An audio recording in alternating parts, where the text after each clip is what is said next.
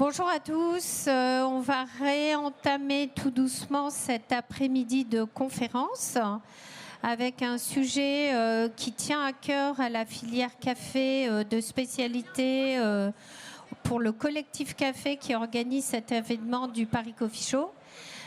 Sur nos 3 jours, vous savez qu'on a 19 conférences avec plus de 60 experts qui interviennent.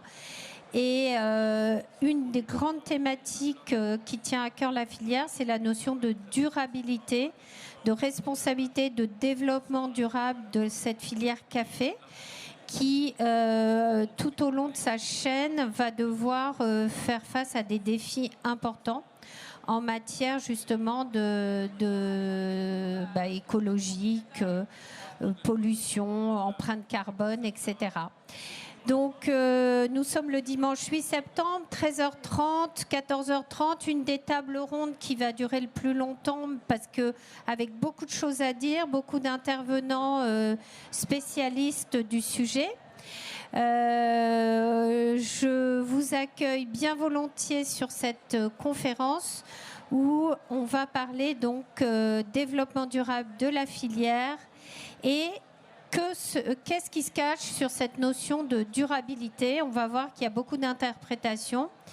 Donc, bienvenue. Je vais passer la main à notre animateur de cette table ronde, Marius Serron-Siméon, qui va se présenter et qui va vous présenter ses experts autour de cette notion de durabilité. Bienvenue à tous. Marius, la parole est à toi. Merci beaucoup, Marie-Hélène. C'est un plaisir d'être ici. Moi, je m'appelle Marius Serron-Siméon. Je suis chef de projet Impact chez Belco. On est importateur et sourceur de café vert. On agit dans différentes parties du monde.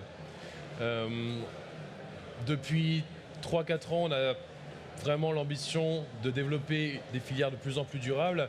Mais tout ce concept-là, il est assez compliqué des fois à définir. Et l'objectif d'aujourd'hui, voilà, c'est de pouvoir partager entre experts, chacun à sa façon, qu'est-ce qu'on entend par le mot durabilité, qu'est-ce qu'on met en place pour essayer de mesurer et le définir, et comment est-ce qu'on peut le valoriser auprès de nos clients. Je ne vais pas prendre le temps de vous présenter, je vous laisse vous présenter selon vos propres mots. Mais les intervenants, je propose de commencer par toi, Morgane, si tu le souhaites. Oui, merci. Morgane Deschner, je suis agronome de formation. Avec une spécialité en système d'agriculture comparée. Et je pense que c'est très intéressant par rapport à la notion de durabilité. Et depuis longtemps dans le café, consultante et formatrice, à la fois sur les enjeux de durabilité, mais aussi sur la partie dégustation qui permet donc de mesurer la qualité des efforts qui sont faits aussi dans les plantations, et l'idéal étant pour moi d'arriver à un produit qui soit bon, propre et juste, hein, pour reprendre un principe cher à Slow Food notamment. Voilà. Je passe la parole à Hippolyte. Merci Morgane. Bonjour à tous, bienvenue pour cette conférence qui va être, je pense, fantastique. Hippolyte Courty, fondateur de l'Arbre à Café. L'Arbre à Café existe depuis 2009. Et donc a été l'un des pionniers du café de spécialité en France, avec une approche assez radicale dès le début, puisque nous, ce qui nous intéresse, c'est l'agriculture. Donc alors que les coffee shops, encore aujourd'hui, sont un petit peu la tendance et la surface émergée de l'iceberg du specialty coffee, nous on a commencé par ce qui nous semblait être la base, et puis ma passion, à savoir l'agriculture. Donc on est investi dans les agricultures durables grâce à des gens qui comparent les différents types d'agriculture, et notamment les agricultures biodynamiques qui sont encore à l'ordre de la crypto-nano-diffusion dans le monde du café, mais dans le monde du vin duquel je viens, qui correspondent à une certaine vision d'excellence et de résilience qui m'intéresse beaucoup et qu'on essaye de mener et de développer dans le café.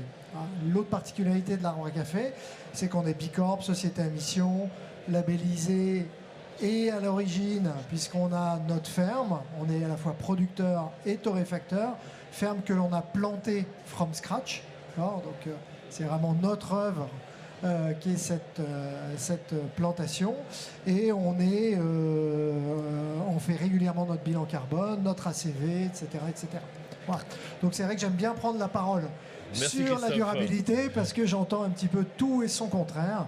Et on a un goût assez signature à l'arbre à café et donc je suis assez cash aussi en matière de durabilité. Génial, merci beaucoup. C'est vrai que je vais essayer de prendre le temps. On a 20 minutes par sujet, donc je vais essayer des fois de m'assurer de couper un peu. Mais c'est vrai que c'est un sujet tellement vaste et intéressant que je peux comprendre qu'on peut très très vite se laisser embourber dedans.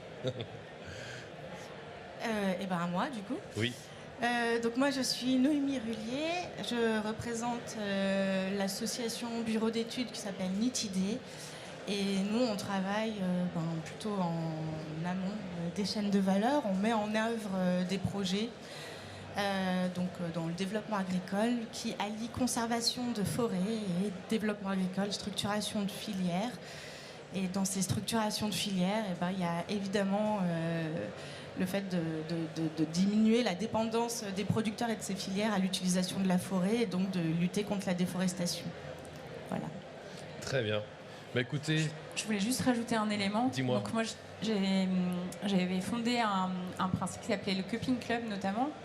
Et donc j'ai la connaissance de différents contextes. Et on va dire que j'accompagne plutôt des particuliers justement pour valoriser le travail qui est fait par les producteurs dans un esprit justement de pouvoir pérenniser leurs activités en ajoutant de la valeur et en valorisant ce qu'eux vont faire en étant le plus adapté aux contextes locaux. Très bien, merci de cette précision. C'est vrai que j'ai pu voir ça tout à l'heure, très intéressante fiche du Cupping Club. Pour commencer, je vous propose que chacun d'entre nous intervienne sur comment est-ce qu'on définit nous-mêmes ce terme, ce concept de durabilité, qu'est-ce qu'on entend derrière, qu'est-ce que ça veut dire pour nous, est-ce qu'il y a une histoire pour vous derrière le terme durabilité, est-ce qu'il y a des critères de définition pour définir si un produit, une chaîne de valeur est durable ou non. Et on commencera par ceci, après on pourra identifier un peu plus comment est-ce que vous mettez en place, qu'est-ce que vous mettez en place, comment est-ce que vous mesurez cette durabilité. Mais de manière générale, pour le moment, restons plus dans la partie théorique. Quel est selon vous un produit ou une chaîne de valeur, en fonction de votre place dans cette chaîne de valeur café ou dans le monde, disons, qu'est-ce que veut dire la durabilité? On va refaire un petit tour, je te propose de commencer, Noémie. Ok. Je vais commencer par... Il y a évidemment, dans durabilité, on parle de la chaîne de valeur, donc il y a plusieurs échelles. Moi, je vais peut-être parler un peu plus de l'échelle des plantations et des systèmes d'exploitation, c'est-à-dire de tout ce que peuvent produire les producteurs. Quand on cherche, quand nous, on accompagne des producteurs à rentrer dans des filières qu'on va essayer de valoriser, donc durables, on va tout de suite rentrer dans qu'est-ce que c'est qu'une pratique agricole durable, qu'est-ce que c'est qu'un système de culture durable. On est sur du café, donc on parle de système de culture pérenne. Et donc on a tout un travail de réflexion et de co-construction avec des groupements de producteurs sur comment on va trouver des itinéraires techniques qui vont permettre d'améliorer la durée de vie du système d'exploitation et pas que de la parcelle, puisqu'il y a beaucoup d'interactions. Un producteur de café va peut-être aussi produire, ça dépend des pays et des zones, mais du cacao.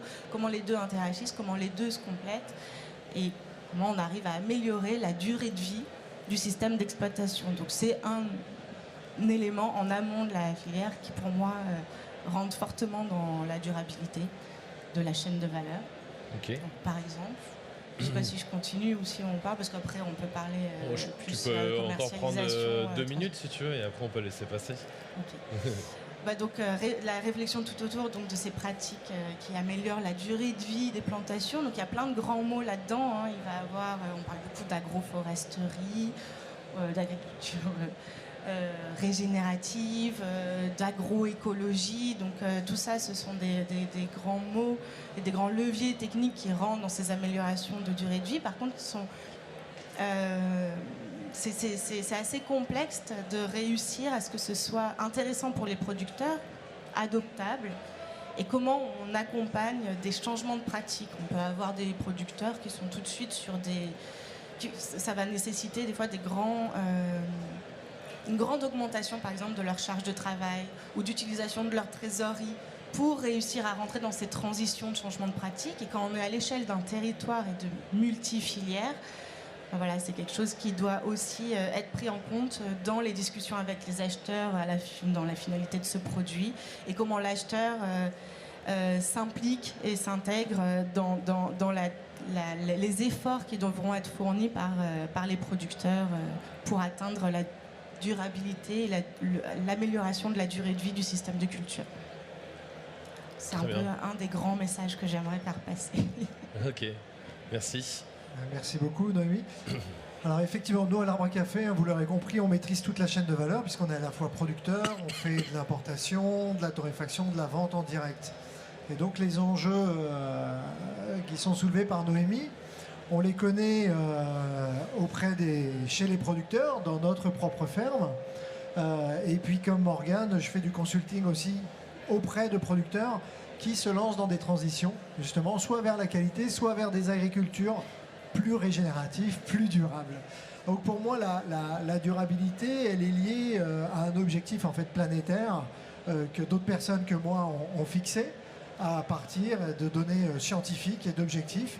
Et un objectif que vous connaissez, qui est celui de limiter le réchauffement climatique, qui veut dire tout simplement de limiter le dérèglement ou les dérèglements climatiques, qui s'expriment par quoi? Par une hausse de la fréquence et des intensités des accidents climatiques.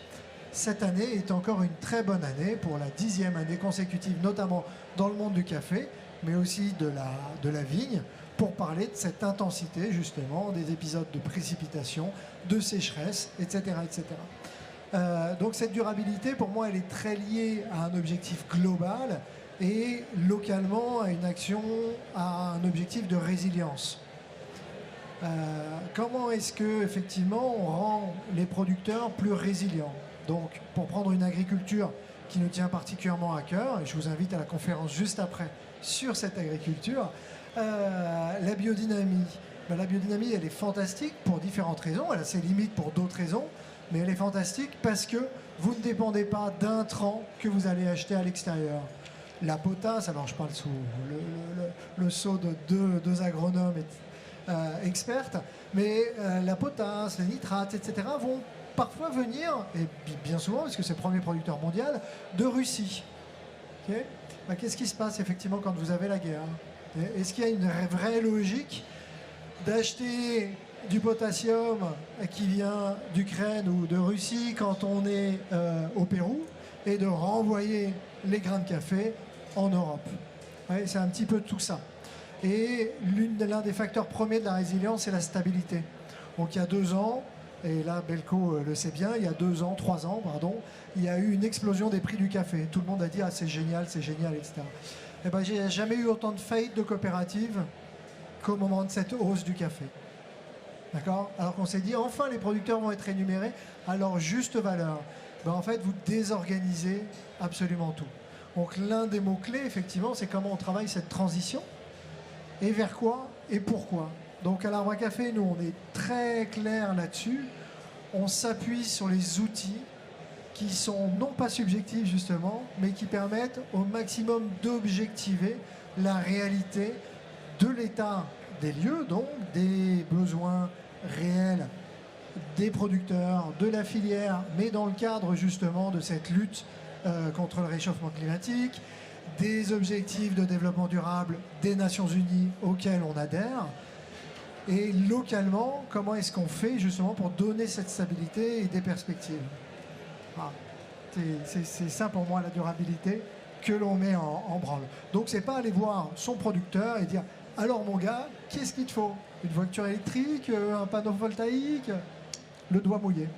Alors on pourra parler peut-être du bateau à voile qui est magnifiquement exemplaire justement d'un super concept marketing, mais qui donnera ses preuves, oh là là, dans de longues années. Mais si je prends l'argent que j'investis dans les bateaux à voile aujourd'hui et que je le dirige vers des organisations comme les siennes, je sais pas que je pense, c'est que je sais, parce que c'est calculé, que l'impact, l'efficacité financière de cet investissement est 10 fois supérieur à ce que vous faites avec le bateau à voile. Et ça fait moins rêver pour l'instant. Du coup, sur la durabilité, moi, je voulais commencer par une expérience qui m'a beaucoup marquée. En 2009, il y avait une visite de producteurs, un des fondateurs de la structure coopérative qui s'appelle Comsa au Honduras, Rodolfo Peñalba.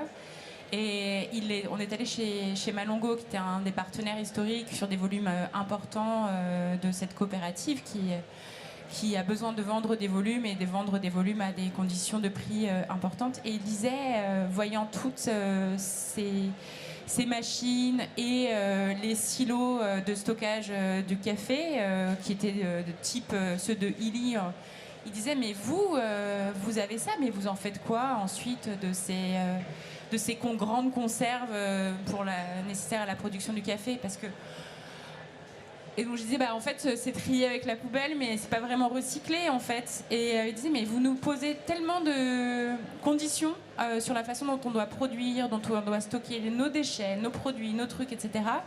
Et vous en fait, en gros, et vous est-ce que c'est vraiment juste? Donc il y avait cette question-là, et je trouve que c'est important parce qu'on a tendance à regarder la durabilité par le prisme de l'agriculture. On fait ça en France aussi, avec nos agriculteurs. Les problématiques qui se posent pour le café, elles se posent aussi pour toutes les productions agricoles. Ça se pose pour les producteurs de lait, on en entend parler. Quand on n'a plus de beurre dans les supermarchés, les producteurs, ils sont en grève. Ils ont décidé que les conditions de durabilité, c'était de pouvoir vivre décemment de leur travail, etc. Et donc il y a ces histoires de rapports de force, etc. Donc dans la durabilité, ça me paraît être un sujet important. Alors, je ne veux pas faire trop de digression, je voudrais juste lire une petite chose. Ouais, vas-y. J'avais posé il y a quelques années à une personne qui était un ancien des initiatives Fairtrade, que j'avais appelé Joseph, avec une photo Anonymous, témoignage. Je lui disais, voilà, selon toi, quelles sont les tendances en termes de durabilité ? Et donc sa réponse c'était: aujourd'hui, de nombreux acheteurs européens demandent des garanties sur les modes de production agricole. Dans le milieu financier, l'éthique et la durabilité deviennent des critères aussi importants que la solvabilité. C'est nouveau. En même temps, même si nous sommes pétris des meilleures intentions du monde, la question demeure: où sont les moyens pour investir dans ces pratiques d'agriculture durable, résilientes au changement climatique? Qui va payer les investissements? Jusque-là, en général, ce sont soit le producteur, soit le consommateur, mais pas les maillons intermédiaires. Au global, ce sont souvent les producteurs qui encaissent. Après, il y a des grands scientifiques qui travaillent dans le café depuis 45 ans, qui disent ça aussi. Ça, c'est un ajout, là. Or, si tu n'es pas payé décemment, tu ne peux pas faire face au changement climatique, te projeter à 5 ou 10 ans, car ta priorité est de survivre. Et je pense que dans les enjeux du développement durable, on a évidemment l'environnement, donc à la fois... toutes ces questions des enjeux qui sont posés par l'ONU avec les 17 je sais même plus comment ils s'appellent, les ODG. Objectifs du développement durable, ouais. Ouais, c'est ça. Et donc, on a cette partie-là. On a aussi la question du social et la question de l'économique. Et ce sont des thématiques qui doivent être adressées de façon globale. Et on peut les regarder de façon très stricte, comme tu l'as fait, c'est-à-dire à l'échelle d'une plantation. Mais on peut aussi prendre un angle de regard qui serait plus vaste, en regardant des organisations de producteurs ou des régions, comme ça peut être fait, comme vous le faites, vous l'avez fait en Colombie, en finançant des acteurs, des étudiants qui ont fait un diagnostic agraire il y a quelques années, chez Belco. Oui. Et en fait, on se rend compte que ces enjeux sont très complexes, et voilà. Merci. Tu voulais rebondir là-dessus, Noémie ? Non, je suis tout à fait d'accord, vachement alignée, mais oui, regardez aussi les échelles, l'échelle parcelle, l'échelle coopérative, l'échelle territoire, et en fait, ça fait pas du tout les mêmes effets, pas du tout les mêmes impacts. Donc je rebondissais sur le côté territoire, regardez une dynamique agricole, et dans ces notions de durabilité, ça me semble être extrêmement important d'avoir une échelle plus vaste que la parcelle. Le territoire, en fait, ça permet de maintenir des populations, ça permet de jouer sur le social, ça permet de la réintroduction d'air après une échelle bien plus grande qu'un système agroforestier, et s'arrêter un peu à ça. Et voilà, c'est des choses qui sont peu aussi racontées. Donc je rebondissais en étant en étant très d'accord avec ce que tu venais de dire. Tu voulais dire quelque chose aussi également, Hippolyte, je t'ai vu lever le micro à un moment. Oui, effectivement, penser en termes de territoire est fondamental parce que il y a un peu deux biais, je trouve, qu'on entend souvent en France ou dans le milieu du café, et pas que. Le premier, c'est effectivement eh bien, que les producteurs sont fantastiques et qu'on est allé à l'origine. Et comme il commence à y avoir un phénomène bienvenu de starification de certains producteurs, qui vendent des cafés à des prix élevés, etc., on a cette idée que le producteur c'est cool, etc., etc.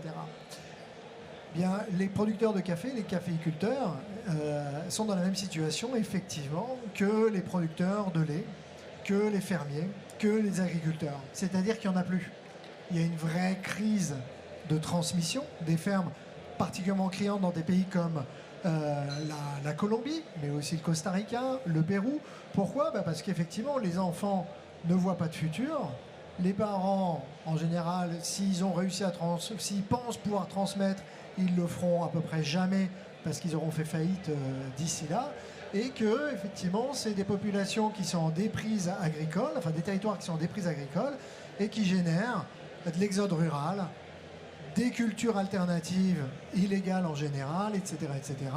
S'il y avait eu un exemple assez marquant, Honduras, pour parler de comme ça, qui fait un travail justement assez extraordinaire à l'échelle d'un très grand territoire.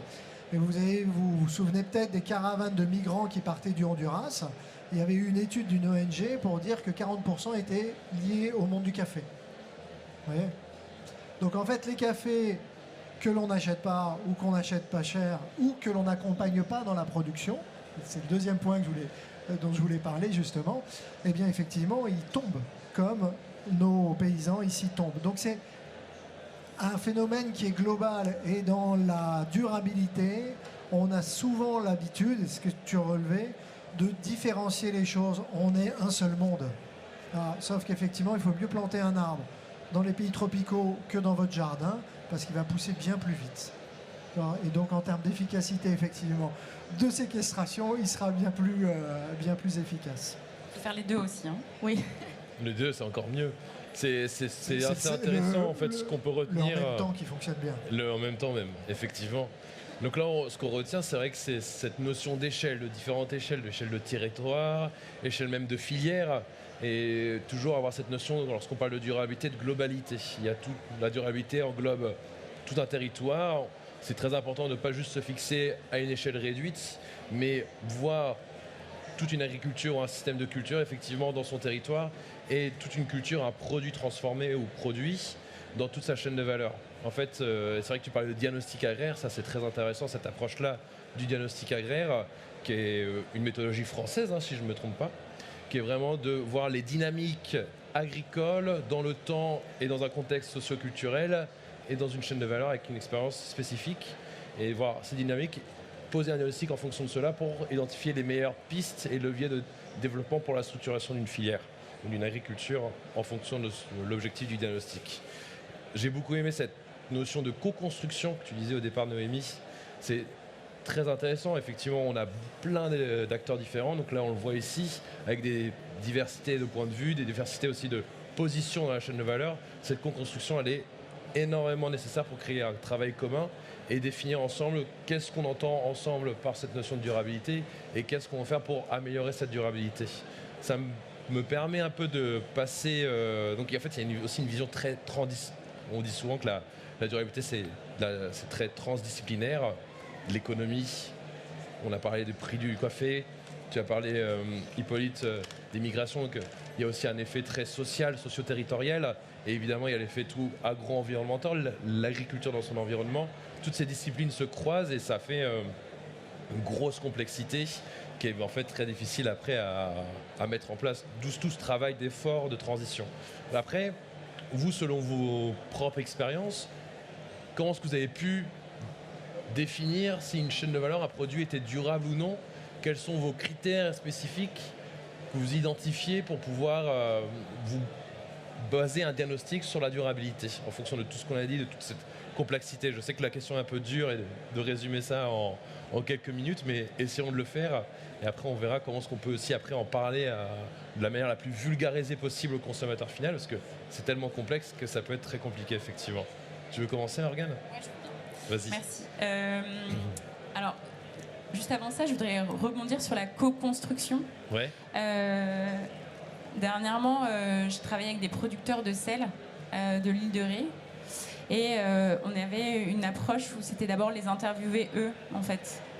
Et en disant, en fait, tu vas pas venir, toi, de Paris, et tu vas leur dire ce qu'il faut qu'ils fassent, entre guillemets. Hein, c'était pour un truc très concret, ils savent très bien ce qu'ils font. On parlait pas forcément, mais dans cet principe de l'approche participative et la co-construction qui est très importante. Je crois que c'est important c'est aussi un thème qui est cher à Hippolyte, l'enjeu de formation et le fait de considérer qu'en face, les gens savent déjà qu'il y a un savoir-faire paysan qu'on peut renforcer et qu'il y a une vraie connaissance qui n'est pas autant normée que la nôtre, mais ça me paraît être un vrai ressort de la durabilité parce que en fait, c'est ce qui est émancipateur et qui permet d'inscrire les choses dans le temps. Ensuite, dans les enjeux toujours dans cette approche un peu territoriale, un projet sur lequel on a quand même beaucoup, enfin moi en tout cas j'ai beaucoup aimé travailler avec toi, Hippolyte, c'est le projet Araku, donc dans la vallée d'Araku en Inde, en Andhra Pradesh. C'est une zone qui est en fait sur la rive est de l'Inde, à peu près à la hauteur de Mumbai, hein, sur une longitude. Et en fait, parmi les enjeux, il y avait la question des autres productions. Donc c'était une zone qui était quand même très très étendue, puisque étaient ciblés 10 000 fermiers, de tout petits fermiers, mais qui sont des polyculteurs. Et dans certaines zones, ils produisent notamment du riz. Et on avait des villages qui étaient des villages voisins, et dans certains villages, en fait, on n'avait pas d'achat de café. Il n'y avait pas de livraison de café. Et dans le village voisin, il y avait effectivement une livraison de café. Et en fait, c'est que dans le village où il n'y avait pas de livraison de café, il y avait 2 récoltes de riz et beaucoup de production vivrière, alors que dans l'autre, il n'y avait qu'une seule récolte de riz et pas d'autres productions ou relativement peu. Donc cette question de l'adaptation à la spécificité territoriale ou la spécificité de trésorerie, etc., elle me paraît très importante. Et ensuite, il y a quelque chose que tous les acteurs du café et ceux qui sont ici notamment font, c'est la question de la pérennité des relations commerciales. Et ça, de pouvoir se projeter et se projeter aussi dans le risque. Je crois que dans une des tables rondes de l'année dernière ou de l'année d'avant, Hippolyte t'avait insisté là-dessus. Mais cette question-là de comment est-ce qu'on peut se projeter dans le risque et comment on fait un vrai partenariat, ce qu'on essaye de faire à l'échelle française avec des AMAP et des choses comme ça. Et en fait, ça permet d'envisager la durabilité. À la fois l'échange, la construction d'une relation commerciale qui se fait effectivement en fonction du niveau socio-culturel de la personne. C'est peut-être plus facile avec des producteurs qui sont des stars, comme Jameson Savage et d'autres producteurs leaders qui sont très impressionnants de vision aussi. Mais il y a tout autant d'enjeux à travailler aussi avec des plus petits producteurs, des organisations, et à les comprendre profondément. Merci Morgane. Tu veux continuer, Hippolyte, sur cette notion aussi de vraiment de la mesure pour toi, comment est-ce que tu peux voir là-dessus ? Ce qui est pour moi le plus important, c'est qu'effectivement, et en agriculture, mais aussi à toutes les étapes de la filière, c'est de jamais travailler contre, c'est de toujours travailler avec.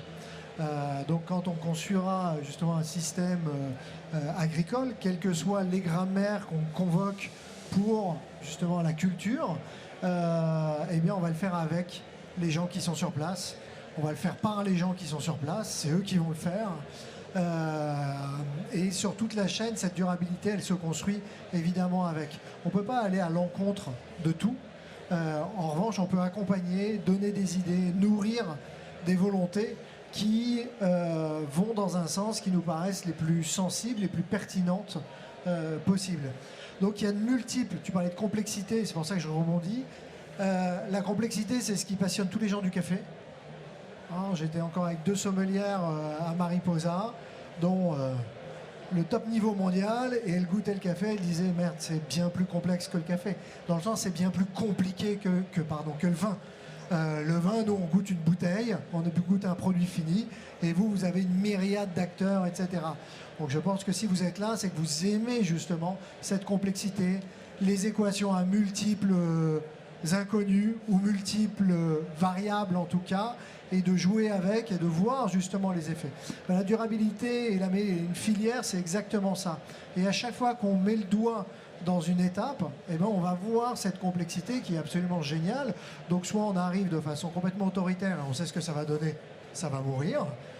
Soit on laisse en l'état, il y a des chances que ça meure parce que c'est en train de mourir, ou soit effectivement chacun arrive avec des bibliothèques, ce que j'appelle justement des grammaires agricoles, des techniques, des modèles, des contre-modèles pour essayer. Aujourd'hui, je travaille sur un projet à Madagascar avec un agronome hyper connu en Italie, etc., qui a des méthodes étonnantes pour moi et qui convoque pourtant des agricultures très très régénératives. Mais pour vous la faire courte, il arrive avec un bulldozer partout où il est et il retourne le sol sur 1,50 m de profondeur.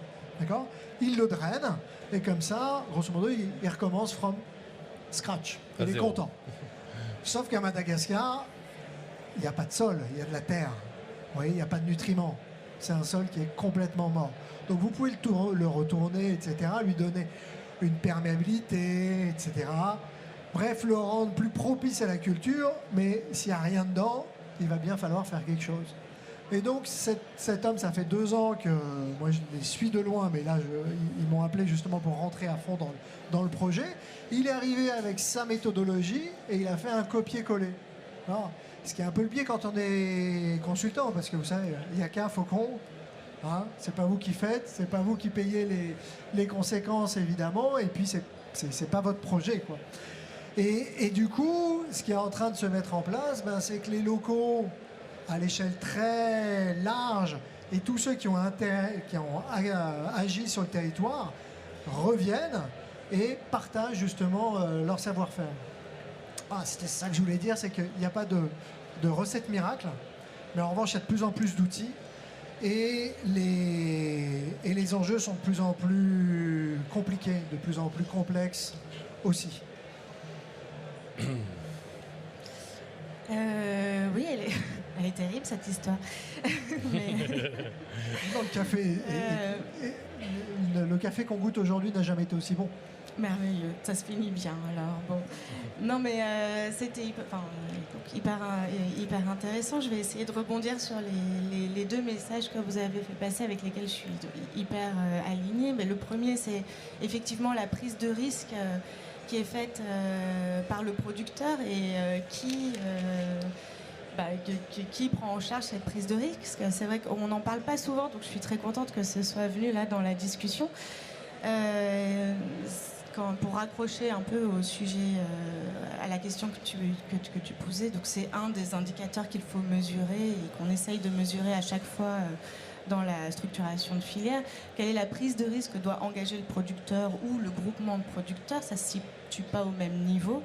Il peut avoir une prise de risque collégiale au sein de la coopérative, il peut avoir une prise de risque par les producteurs et à différents niveaux. On parlait de diagnostic agraire qui amène à des typologies de producteurs. On est obligé de travailler par typologie de producteurs quand on doit influencer sur des changements de pratiques.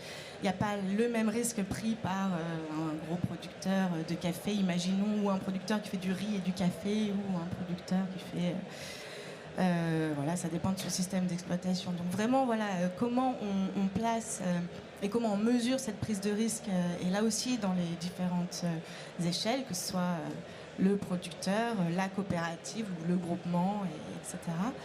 Et c'est indispensable de discuter avec les acheteurs ou tous les acteurs qui jouent sur cette chaîne de valeur pour savoir qui va prendre en charge une partie ou la totalité de cette prise de risque. Enfin bref, c'est quelque chose de très important et ça joue énormément sur la durabilité de la filière. Donc, premier point. Et c'est très différent en fonction des filières. On travaille sur les différentes filières possibles sur le territoire sur lequel on accompagne. Donc ça va être différent sur du cacao, sur du poivre, sur du café. Mais cette question est fondamentale. Donc oui, un des indicateurs qu'on mesure, qu'on essaye de sortir, donc déjà d'identifier dans les diagnostics, et ensuite dans les négociations avec les acheteurs et les accompagnements à la structuration. L'autre point, c'était ces changements de ces changements de pratique. Et oui, il existe, nous on a l'habitude de dire qu'il existe une grosse boîte à outils d'accompagnement de producteurs. Elle est presque infinie, peut avoir énormément de méthodes. Et c'est pas ce qui est le plus... Enfin, c'est pas par là qu'il faut commencer, quoi. Il faut d'abord commencer à... Donc on arrive sur un territoire, sur une filière qui est plus ou moins mise en place, plus ou moins pratiquée, plus ou moins structurée, disons. Et il y a un travail à faire quels vont être les besoins de changement, quels vont être les besoins de transition. Et là, donc, on peut avoir un bulldozer pour refaire du sol, ou alors on a un sol très riche, ça existe aussi à Madagascar dans certaines zones. Et quelle va être, finalement, la prise de risque, mais le besoin de changement de ces systèmes de culture. Donc ouais, 2 points fondamentaux. Et ça aussi, c'est quelque chose qui doit être mesuré, c'est-à-dire combien de temps va durer la transition. On parle beaucoup, encore une fois, je prends souvent cet exemple parce que ça revient beaucoup dans les discussions, l'agroforesterie comme un des leviers hyper intéressants pour améliorer la durée de vie des plantations ou lutter contre la déforestation. C'est des grands mots qu'on entend, donc ça ne fonctionne pas exactement comme ça. Mais réintroduire des arbres sur un territoire ou dans des parcelles, ça peut être une prise de risque extrême, alors que des modèles techniques existent extrêmement précis. C'est quelle espèce d'arbre, à quel niveau, sur quel type de sol. Donc il y a vraiment ce travail de co-construction de diagnostic qui est indispensable toujours et qui doit être un indicateur présenté, mesuré.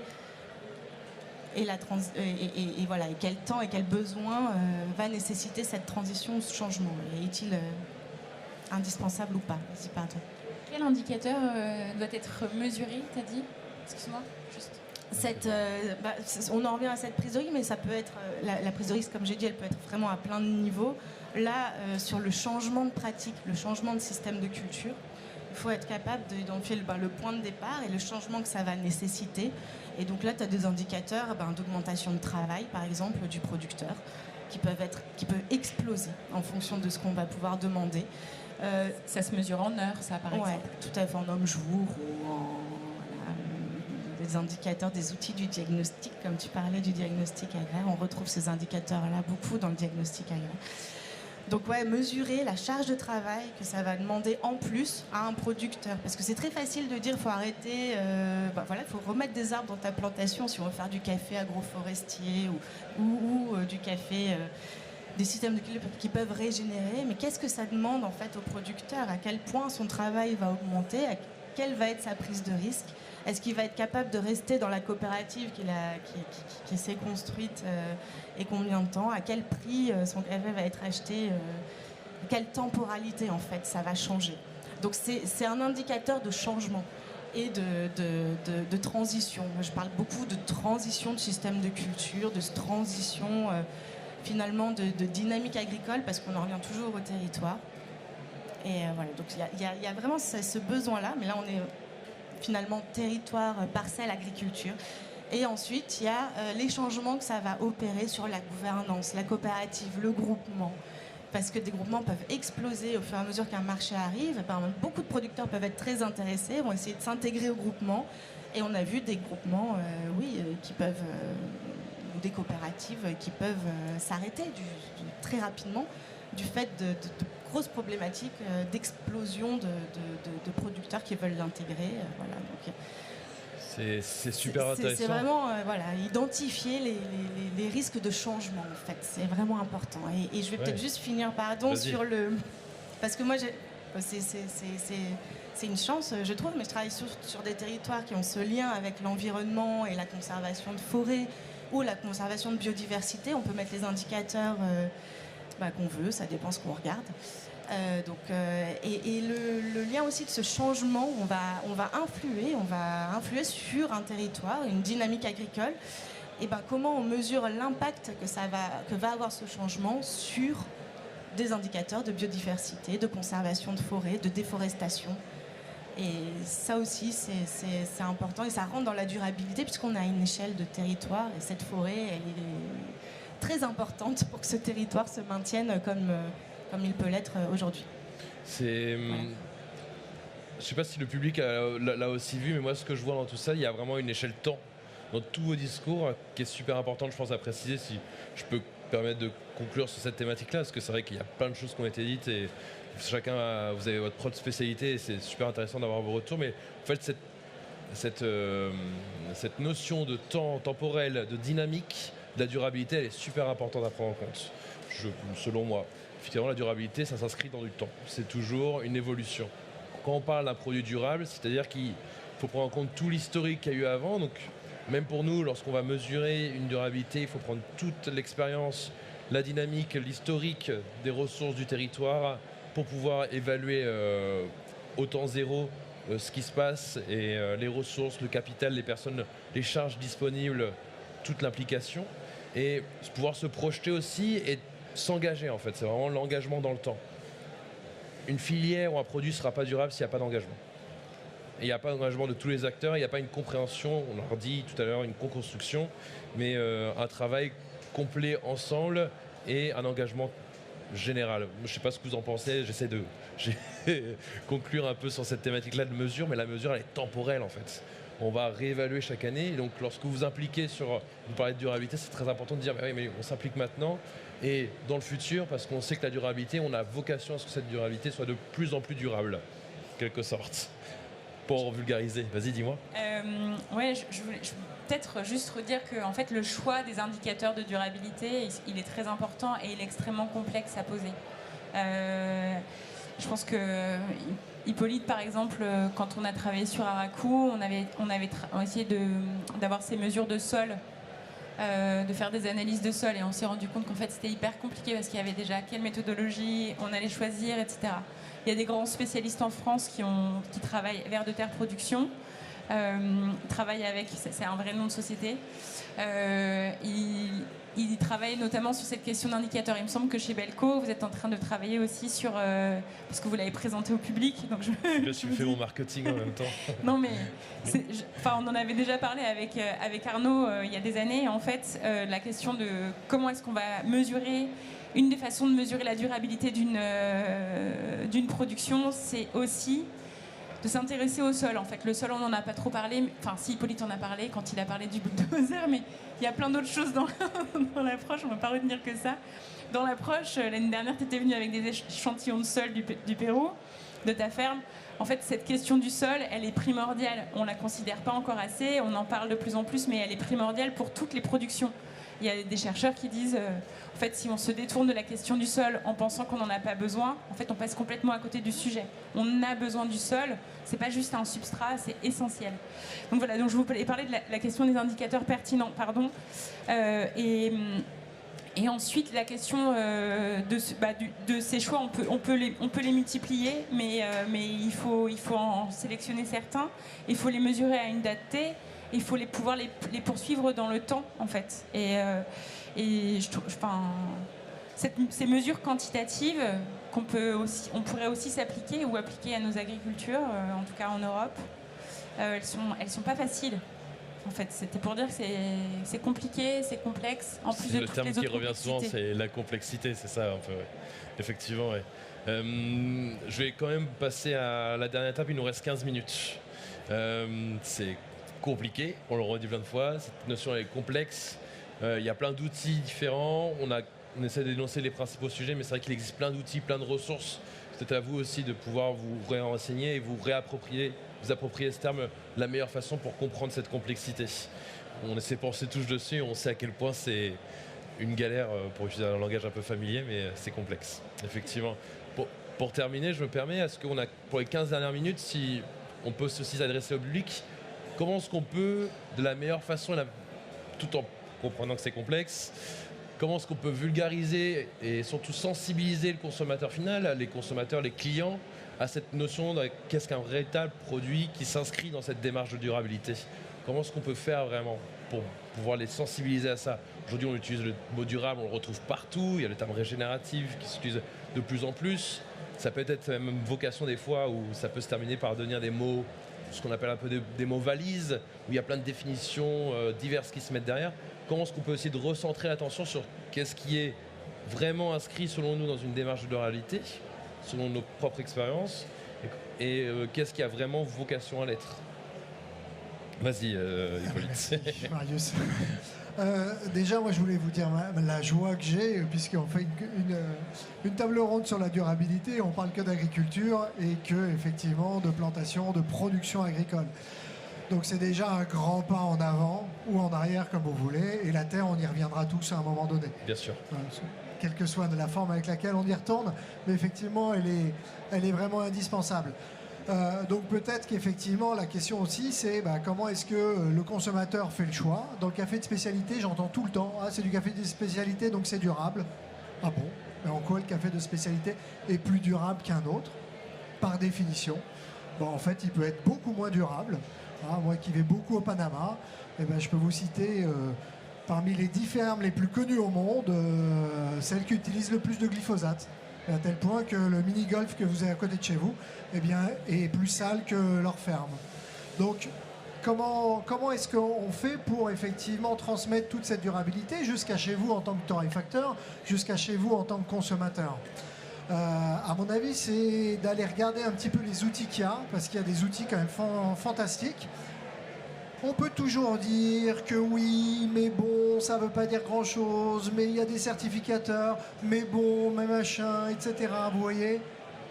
On peut toujours aller. Mais en fait, quand on critique et il faut critiquer, évidemment, positivement pour les faire, pour que tout le monde progresse, mais quand on critique un système qui essaye justement de mener les choses à un meilleur niveau, il faut toujours le faire en comparaison à ce qui existe. Je vous donne un exemple duquel je parlerai tout à l'heure, mais on dit souvent « Ah non, mais dans le vin, il y a vraiment des vins bio dégueulasses. Hein. » Ah ben oui, il y a des vins bio dégueulasses. Okay, mais n'y a-t-il pas des vins conventionnels dégueulasses aussi? Est-ce que c'est ça la problématique du bio dans le vin? Donc, moi, ce à quoi vraiment j'invite tout un chacun, c'est aller regarder ce qu'est une analyse de cycle de vie, ce que c'est qu'un bilan carbone. Et vous verrez que le bilan carbone, pour tous les produits, c'est parfois complètement contre-intuitif. Vraiment. Effectivement, le transport maritime, intercontinental, c'est vraiment pas le premier poste. Vraiment pas le premier poste d'émission. Donc c'est pas la priorité si on parle en termes de stratégie. L'ASCA monde, États-Unis, puisque c'était a fait l'ACV justement du café. Et elle s'est aperçue que le premier poste de consommation, c'est tout ce que vous voyez ici en fait. C'est l'usage. Okay, c'est faire le café chez vous, dans un coffee shop, etc., etc. Et donc la seule chose qu'elle a faite, c'est de dire il faut diminuer la consommation d'électricité, notamment des machines. Il n'y a qu'une seule marque qui a fait un ACV sur ces machines ici, c'est Victoria Arduino, pour votre information. Les autres ne veulent pas le faire parce qu'ils sont trop impactants. Ouais.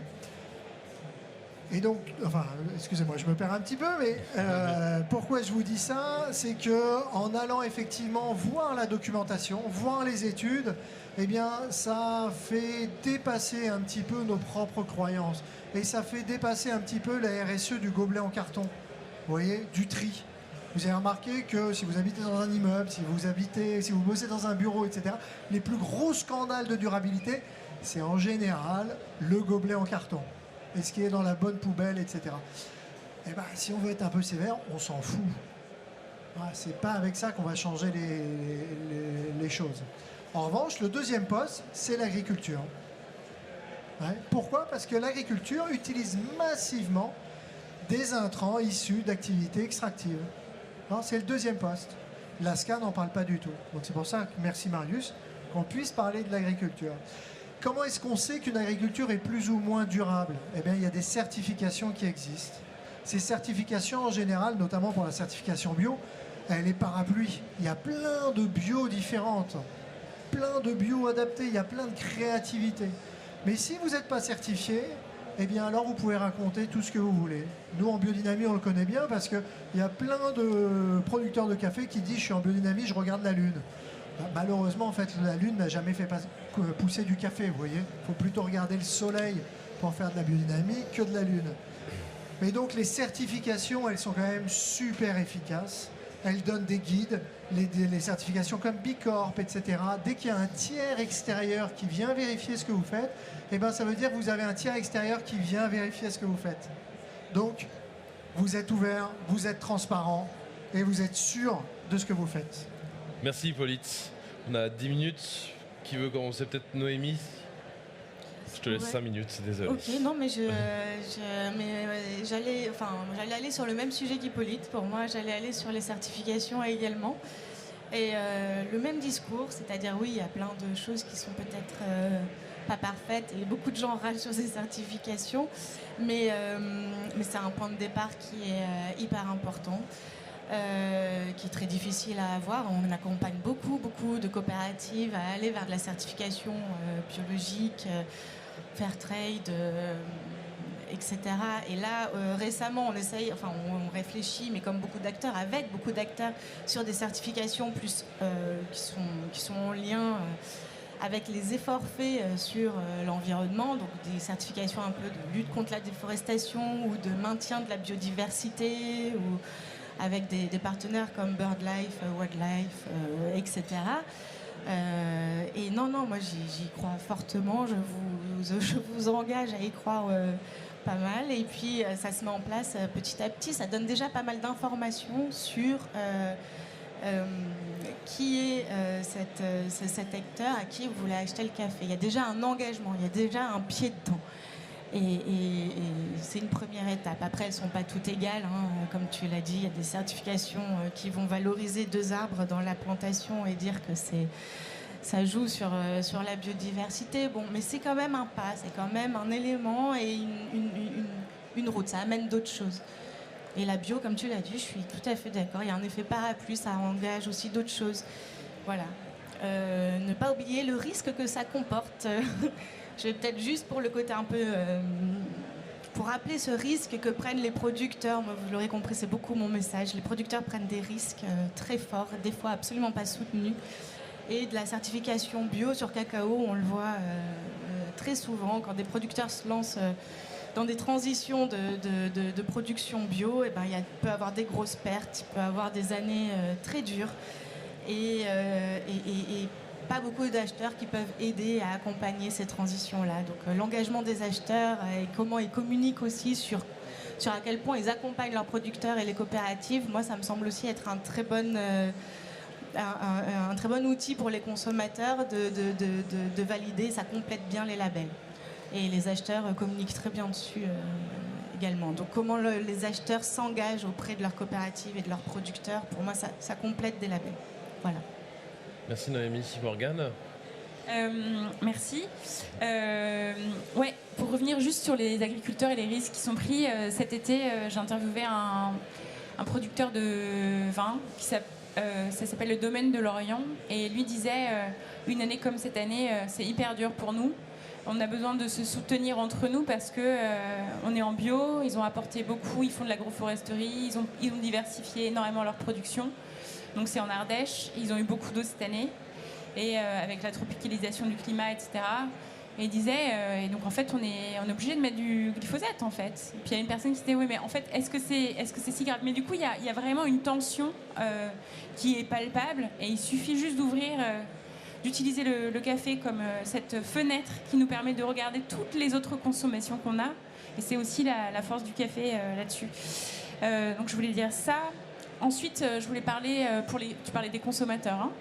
Il y a une chef anglaise qui dit, en fait, il y a beaucoup de choses, de petits gestes qu'on oublie de faire. On fait des petites concessions vis-à-vis de nous-mêmes, juste par facilité, en fait. Et collectivement, ça fait une énorme différence. Alors, non pas pour culpabiliser le consommateur, mais pour simplement dire qu'en fait, ces petits gestes de peut-être, même si effectivement, peut-être le tri des gobelets, c'est pas un sujet, mais de dire, ok, mon espresso, je vais pas le prendre à emporter, je vais le prendre sur place. De toute façon, je vais rester 3 minutes. Donc c'est des petits gestes, juste pour amener la conscience aussi sur soi. Et ensuite, je vais paraphraser quelqu'un qui est dans la salle de ce matin, qui a posé 4 questions très simples. J'ai trouvé ça génial. Merci Alexis.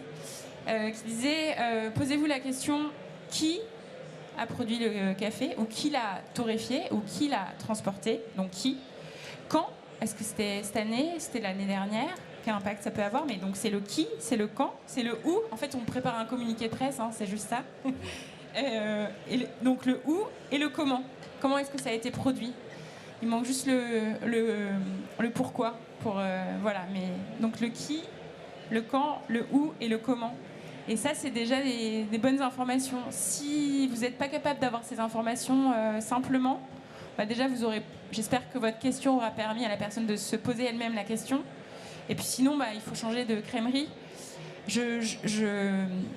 J'invite les gens qui consomment du café à ne plus faire l'économie de savoir demander qu'est-ce qu'ils boivent. Il y a encore trop d'endroits dans le café de spécialité, coffee shop tout simplement, sans que ce soit même café de spécialité, où on ne sait pas ce qu'on boit.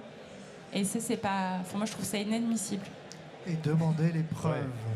Demander des preuves, ouais. La confiance n'interdit pas le contrôle. Totalement, ouais. Effectivement, moi je suis totalement d'accord avec ce qui vient de se dire.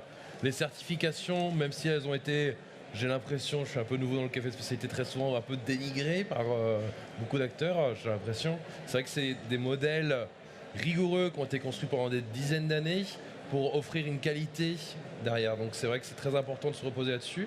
Et sinon, vu que c'est un monde entier qui se développe de plus en plus, toute cette notion de durabilité, on est face aussi à des enjeux climatiques, sociaux, économiques qui sont face à nous. On est presque, dans certains cas, face au mur. C'est important que chacun d'entre nous développe cet esprit critique, mais constructif, tout en prenant en compte les efforts. J'ai beaucoup aimé ce que tu as dit, Hippolyte, pour aussi se développer notre propre esprit de compréhension et d'analyse de ce qu'on a en face de nous et de se dire, on ne consomme pas que du café, on consomme toute une valeur, il y a toute une chose, plein d'acteurs derrière, et pouvoir effectivement se projeter et avoir toutes les billes pour bien comprendre et évaluer ce qu'on consomme. Donc il y a des registres, des standards qui existent, il y a beaucoup d'acteurs qui vont vous présenter des outils, des manières de valoriser la durabilité. Intéressez-vous comment ça a été calculé, voyez si selon vous c'est suffisamment rigoureux, s'il y a besoin de plus, n'hésitez pas à partager aussi, à apporter votre esprit critique, à demander, à vous informer, parce c'est tellement une nécessité aujourd'hui pour nos filières que c'est pas qu'avec seulement quelques acteurs qu'on pourra changer toute cette transition, cette dynamique qu'on essaye d'instaurer entre nous. Voilà, j'essaie encore une fois de résumer. Est-ce que vous voulez rajouter quelques dernières informations? On a 4 minutes. La très bonne nouvelle, c'est que vous avez tout type de café. En fait, les agricultures, donc les régénératives, etc., elles apportent une meilleure qualité gustative. Je vous invite à venir goûter sur notre stand les premières récoltes de notre ferme. Au bout d'un an donc, de production, on a gagné le championnat, le barista champion du Pérou a gagné avec notre café. C'était une surprise pour nous, on est plus que contents. Mais pour vous dire que soit on peut créer effectivement une qualité gustative qui est absolument incroyable, soit on peut créer, et c'est parfois cumulatif, des écosystèmes sociaux à l'échelle de territoire, comme ça, pour parler de cette coopérative qui est mondialement connue et qui fait un travail absolument remarquable sur son territoire. Et pédagogie, de diffusion, et ce que je veux dire, c'est qu'il y en a pour tous les prix, il y en a pour toutes les qualités. Le travail que fait Etikable et comment ça s'appelle, Café Michel, que j'apprécie beaucoup humainement et pour leur démarche et pour leur innovation justement, sont absolument extraordinaires. C'est pas du café de spécialité, ou ça dépend des définitions, mais en tout cas ce que je veux dire, c'est qu'il n'y a pas de ségrégation. Et le gros problème du café de spécialité, et notamment des top cafés, des gens comme Lamastus, comme tous les gens du Panama, de Colombie, etc., ils vont dire non mais nous on n'est pas certifiés et on ne va pas vers le bio parce qu'il n'y a pas de demande. Jamais personne ne nous pose une question sur l'agriculture. Jamais personne ne nous pose une question sur la culture. tout le monde va nous interroger sur le process et sur la note. Et les plus américanisés vont dire, ok, je passe à l'agriculture biologique, combien de points je gagne en cupping? Merci. Moi, je voulais rajouter 2 choses. Déjà, que dans la démarche qu'on a avec les producteurs, enfin, si on parle juste des producteurs, et je reviendrai quand même sur le début, savoir charité bien ordonnée commence par soi-même. Il faut avoir de l'humilité, en fait, avec les producteurs. Eux-mêmes, la nature les rend humbles. Et c'est assez incroyable, en fait, comme ils s'en remettent à, à tout ce qui est la nature, avec comme on peut l'écrire. Donc il y a ça sur nos questionnements à nous. Et ensuite, je voulais rajouter sur la question des échanges qu'il peut y avoir entre les producteurs. Moi, je trouve ça très riche de voir qu'effectivement, il y a des similitudes d'évolution dans nos agricultures en Europe, dans les agricultures des Suds, entre guillemets, et qu'en fait, entre eux, on a tous des facilités. Enfin, il y a des possibilités d'échange, d'enrichissement mutuel, en fait, et que cette transmission de savoir, de connaissances, elle est assez importante. C'est un grand chercheur français qui s'appelle... Sellos, merci. C'est ça ? Sellos, Marc-André Sellos, Oui. donc qui est le président aussi de la Fondation Biogé, qui dit en fait on a besoin de formation. Ce dont on a besoin, c'est de la formation. Et voilà. Donc je vais m'arrêter là-dessus. Oui. Demain, on a une table ronde sur les labels. Comme par hasard. Voilà. Et donc, bienvenue pour l'écouter aussi. Merci pour votre participation, super intéressant. J'espère que ça vous a plu. Si vous voulez discuter avec nous, je pense qu'on est tous disponibles avec grand plaisir. Merci. Ah, on peut passer aux questions, je pense, ouais. Est-ce qu'il y en a qui ont des questions spécifiques, peut-être ?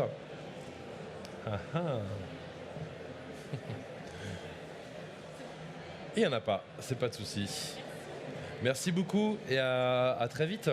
À très vite et tout de suite pour certains qui voudraient approfondir la biodynamie et les rapports entre le vin et le café.